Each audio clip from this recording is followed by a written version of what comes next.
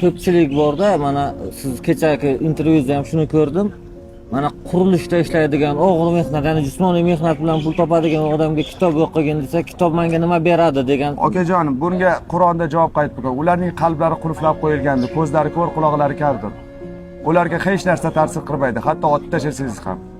Sarvari olamdan o'tganlardan keyin Abu Bakr kelib so'radilar. Bir sekretning ishlari bormi dedilar. Ha, sekretning ishlari bor dedilar.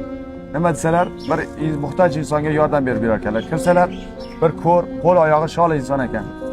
O'shanga qo'l oyoqlarini masaj qilyotsalar, u gapirayotganmish. "Ey, nimcha qo'llaring qattiq bo'lib ketdi, nimcha qiynalayotsan meni" debdilar. Keyin non berayotgan ekanlar. "Nimcha nonni oldin chaynab berarding-ku, nimcha og'zimga loqta-loqta tiqib qolsan" debdi. Keyin yetib qoldi shu ko'r inson. Shunday sarvari olam degan narsa odam chiqdi. Shunday gaplarni gapirayotgan ekan. Ularning gaplariga quloq solmagin, hopmi debdilar. Shunda Abu Bakr ko'zlariga yosh kelibdi. Sizga shuncha yildan beri yordam bergan odam shu edi-ku. Shu edi-ku sizga yordam bergan sizlar. Shu odam nimaga degan ekan bilasizmi?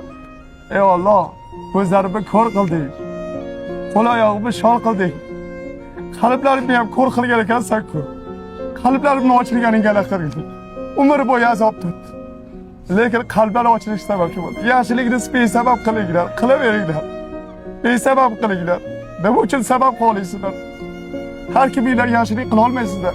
Nima uchun? Boya gapirdim. Endi shu qalblaringlar yumshash uchun do'stlar kitob o'qishinglar kerak. Yumshamaydi, o'q olmaysizlar. Otib tashlasa ham o'q olmaysizlar. Qalblaringlar yumshash uchun ilm kerak.